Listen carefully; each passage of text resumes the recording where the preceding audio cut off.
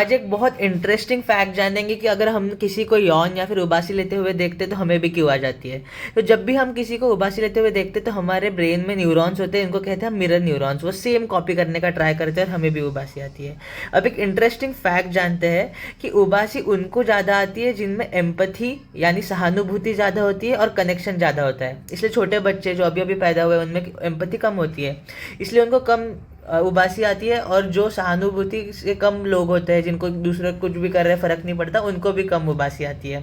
तो अगले बार डेट पे जाना, ऐसे यौन करके देखना, अगर सामने वाली ने यौन किया तो मतलब वो एम्पैथेटिक है। Follow for more.